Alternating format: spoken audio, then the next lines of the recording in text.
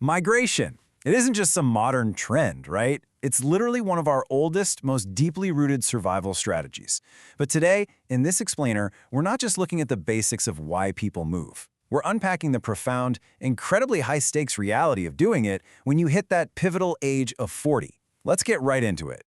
So, why do we actually leave home? I mean, historically, our ancestors didn't just wander around aimlessly. They crossed treacherous oceans and massive mountains seeking food, safety, and a better future. That relentless drive, it's basically hardwired into our DNA.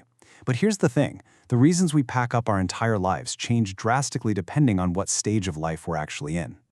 Okay, let's dive into this. Movement is literally what builds civilizations. Think about it. 70,000 years ago, modern humans stepped out of Africa. Fast forward a bit, and the ancient Silk Road wasn't just about trading spices. It was moving world-changing ideas across Asia and Europe. And from the massive European migrations reshaping whole continents, right up to the 21st century skilled workers powering modern economies, migration is absolutely the engine of human history. 280 million. Let that number sink in for a second. According to the UN, that is how many people currently live outside their birth country today. To put that massive scale into perspective, if all those people got together and formed their own country, it would literally be the fourth largest nation on Earth. No way, right? So what exactly is driving hundreds of millions of people to just start over right now? Well, it really comes down to a massive global imbalance. We share this planet with over 8 billion people, but we definitely aren't spread out evenly. Take Asia, for example. Nearly 4.75 billion people packed in at about 150 people per square kilometer. Now compare that to North America, about 600 million people with plenty of room to breathe at just 24 people per square kilometer.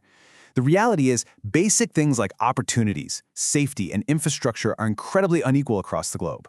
Now, transitioning to the modern day, today's migration isn't usually just about bare-bones survival anymore. It's really the pursuit of an upgraded quality of life. We're talking about massive pros here. Serious career growth, world-class healthcare, physical and political stability, and absolutely crucial, securing a better future for the kids. Ultimately, people are moving for dignity.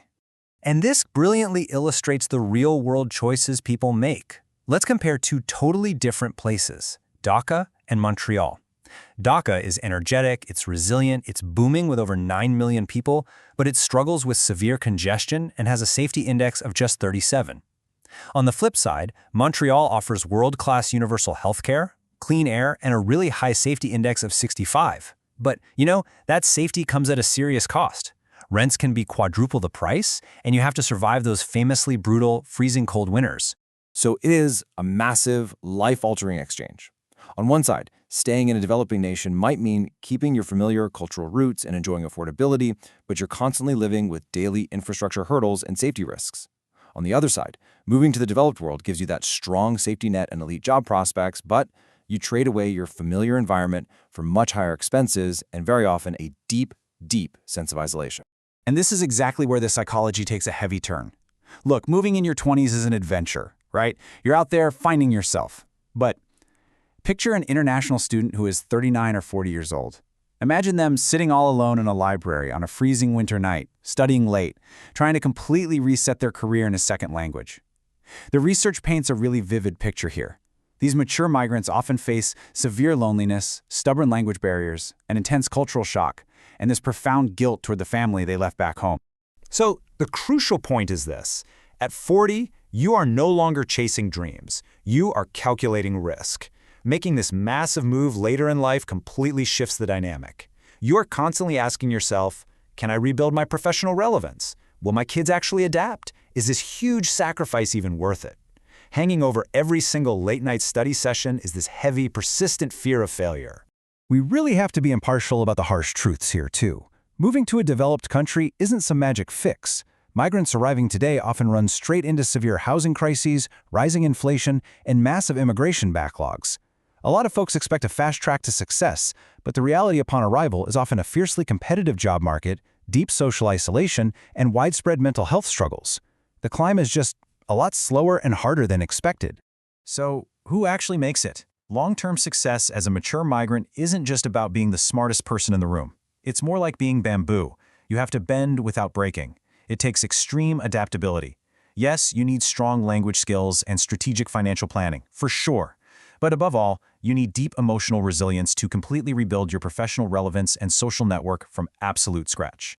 Migration is not escaping life. Sometimes it is rebuilding it.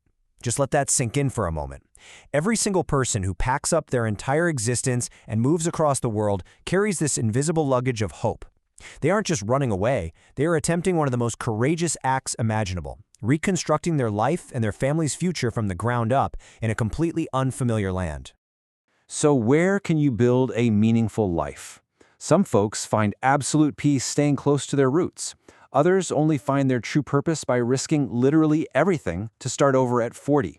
There's no single right answer, but understanding the intense psychological realities of why people move, well, it helps us understand each other just a little bit better. So what is your definition of home? Thank you so much for joining me for this explainer, and keep exploring.